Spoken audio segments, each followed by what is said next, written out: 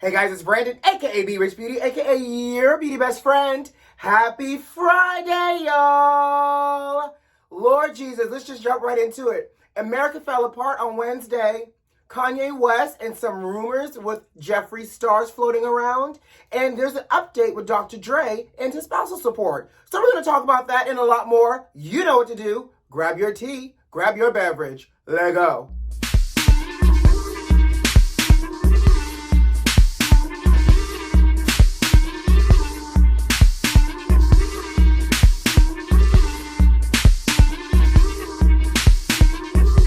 So let's just jump into it. First of all, before we go down the rabbit hole, because you know Wednesday was a lot. So much so that I want to take a moment and do a missed out shout out for the state of Georgia. Y'all know I'm a Georgia peach. Y'all know I'm from Atlanta. 404 in the house.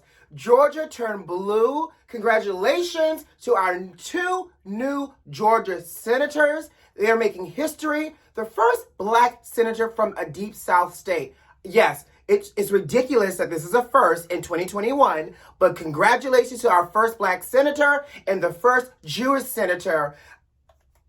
We got it, y'all. We got the Senate and the House of Representatives. We need a reset. Let me tell you something.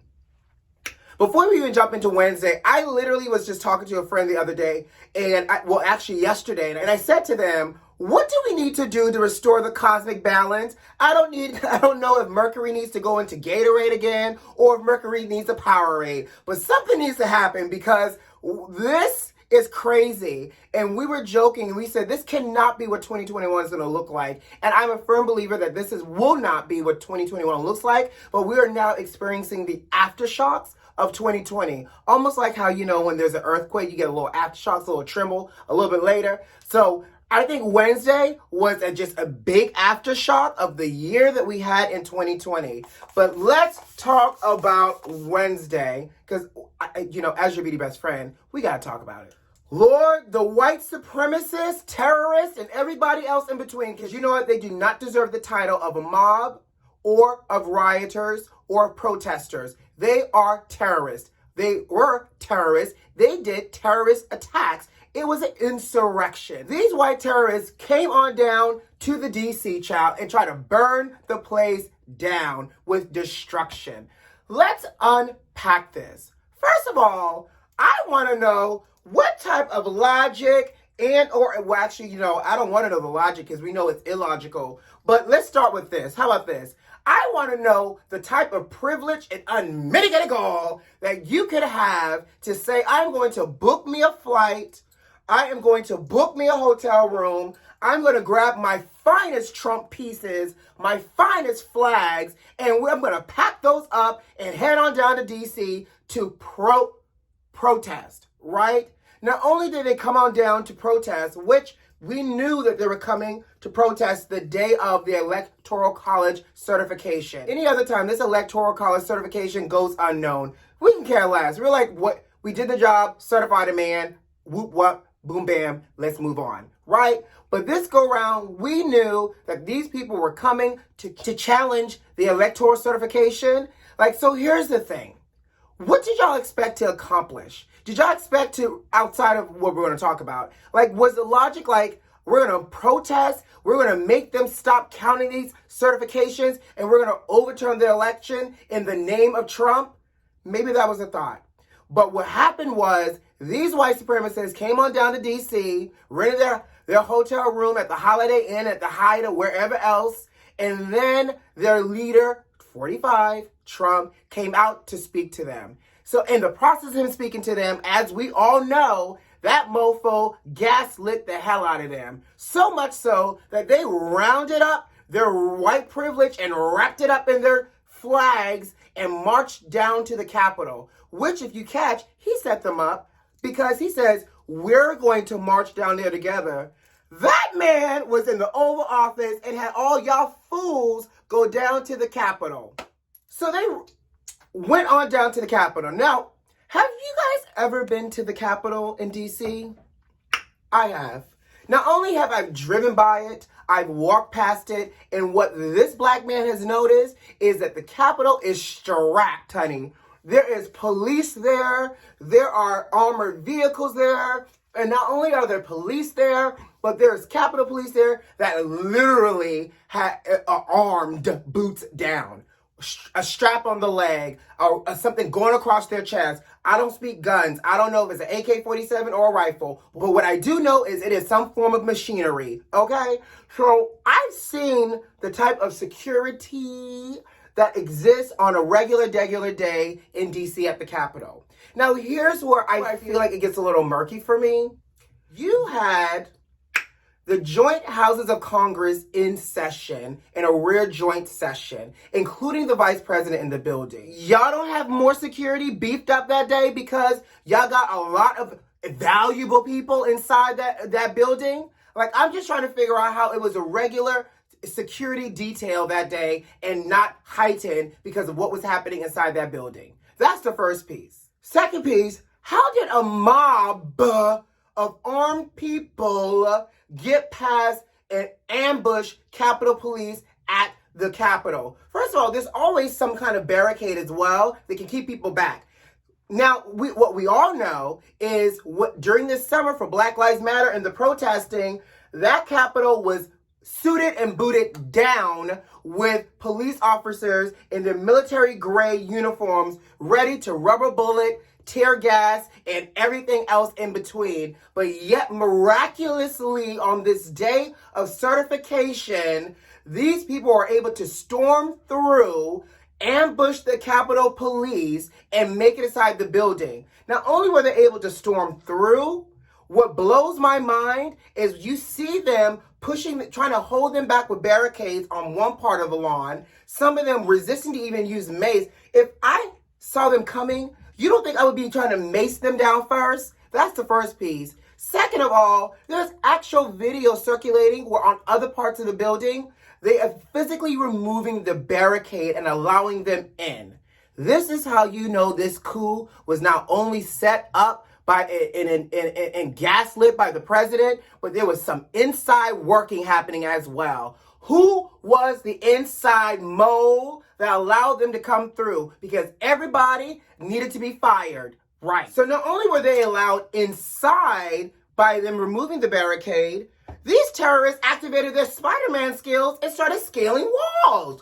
How do they scale a concrete wall? Not to mention, they started climbing on the little scaffolding for the painters and the window washers and started breaking down windows, breaking in the regular windows, and kicking in doors and getting into Congress, so much so that they had guns drawn in the House of Representative chambers because they broke out the glass. These representatives that got stuck in there had to hide under the seats in the gallery. Blows my mind. Now, mind you, these folks got inside the rotunda, so much so, and let's also backtrack really quickly. Not only were they in the rotunda, and they're storming through the rotunda, some of them are storming, some are wandering, some are walking leisurely. In the words of Miranda Priestley, they're moving at a glacial pace. Some of them are looking around as if they were on a whole Capitol tour during daylight hours when the Congress is not in session, and they had a whole tour guide walking around admiring the artwork, standing with statues taking photos, all of this, and yet they're taking selfies with the police. Now riddle me this, Batman. If these people aren't supposed to be inside of the Capitol, how is it that if your job is to keep them out of the Capitol and or getting further in the Capitol, you have time to take a selfie with them? Not to mention, you also are behind Capitol Police people, are behind the mob as one of the women gets shot by Secret Service. Blows my mind. So it goes back to my theory is, how is this not one, enabled by inside operative, and two, how is this okay? First of all, let's just take it back real quick. Being a black person, the thought of even doing this, we would have been met with so much resistance, and it would have turned into a bloodbath on the Capitol steps. Because guess what? These people would have been shooting us down, sicking dogs on us, finding the hoses to spray us back, bombing us, let alone allowing us to have a gingerly tour through the gallery in the rotunda and being able to take a selfie. Not only am I taking a selfie with police officers, I'm taking a selfie in Nancy Pelosi's office. I'm taking a selfie in the House Senate seat where Vice President just got evacuated. I have so much time to explore a place where I'm not supposed to be. Right. Not only am I a place where I'm not supposed to be, this man broke into Nancy Pelosi's office, sat at her desk, wrote a note for her on a folder, stole mail out of her office, got back outside, and spoke to the public, whether it was a news outlet or just a regular person that filmed him, and was able to live to tell about it. Mind you now, you got folks with a knee on their neck for 8 minutes and 25 seconds on the suspicion of a $20 fraud bill. Yes, I went there. How is it that a woman is seen being escorted out of the Capitol by hand by police officers? Meanwhile, you have a woman that was sleeping that got murdered in her house with loads and loads of bullets. In addition to all of this chaos and madness, where's the National Guard? The DC mayor had asked for the National Guard the night before and was denied. They had to call for Virginia police and police from Maryland. Sorry, I just can't say Maryland. It has to be Maryland. They had people from Maryland come to help Capitol Police because they were overwhelmed. Who's getting fired? Well, actually, they pressured the chief of police for the Capitol Police to resign, which he did. But how can someone drop the ball this much? Not to mention, now here's the thing.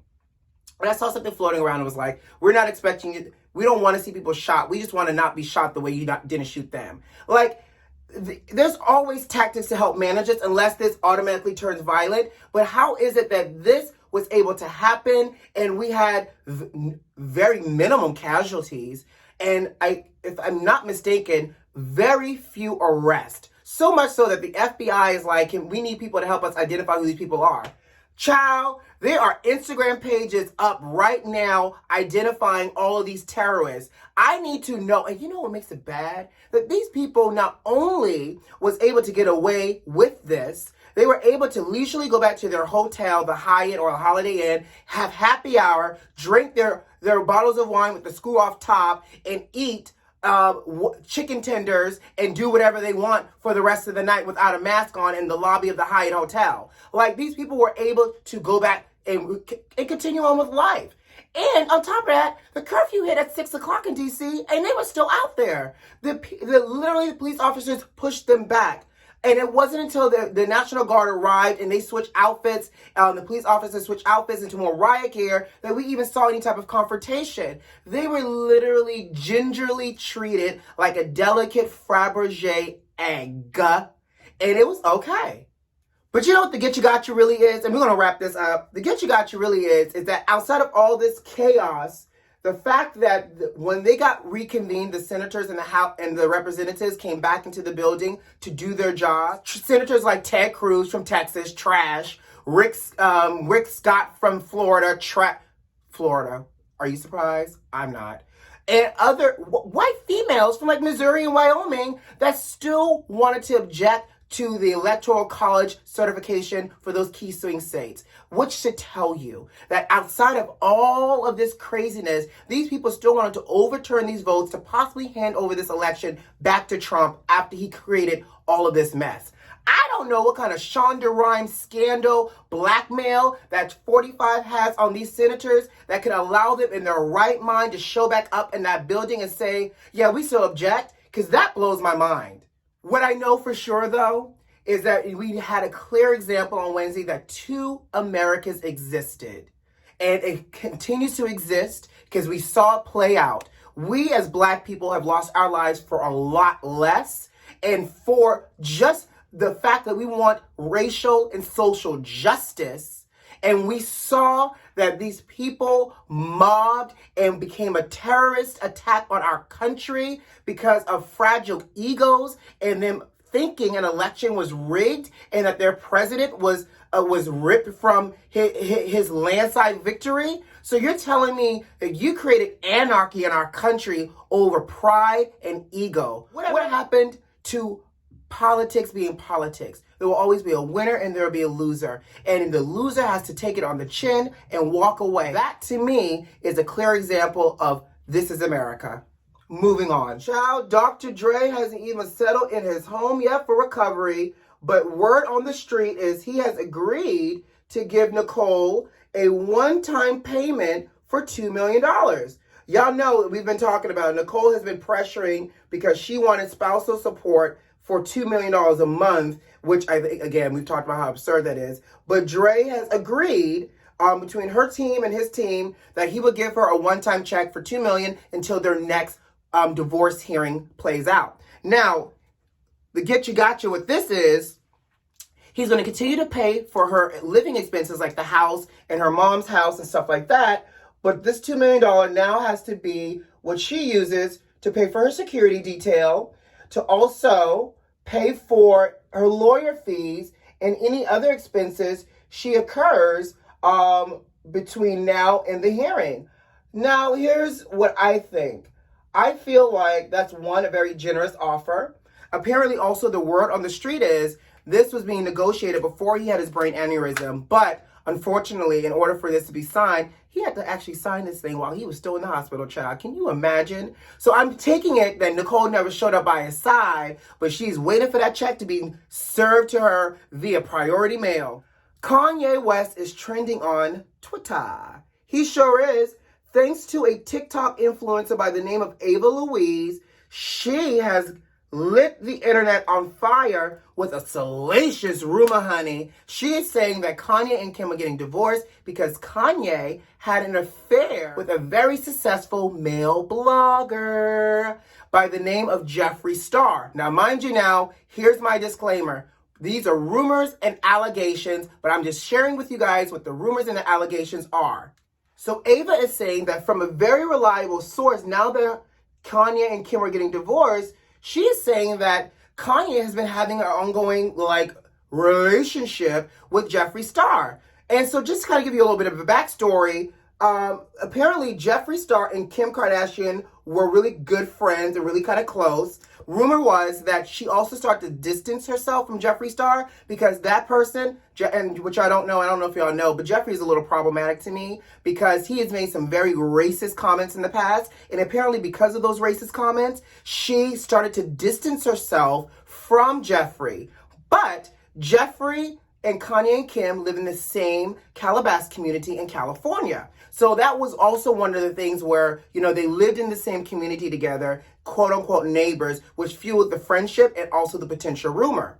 What additionally fueled the rumor, let me grab my tea for this, when Kanye was on his manic rant this summer, he spent most of his time in his Wyoming ranch by himself. Well, there was also proof that Jeffree Star purchased a new home in Wyoming this summer as well. So again, if we're talking about rumors and allegations, honey, they went from being neighbors in LA to now neighbors in Wyoming, where Kanye was spending all of his time away from Kim, and now Jeffree lives in Wyoming. And of course, Jeffree being the messy queen himself, he also posted a photo of him talking about ready for Sunday service. So I don't know, but there's another TikTok blogger that's slightly trying to confirm that these rumors are true because he apparently, and the child's name is, I get a little excited sometimes, child. Child's name is Cole Carrigan, right? So Cole is on TikTok as well, has a lot of followers, and he's an influencer. Cole said that he first met Kanye back at a Bel Air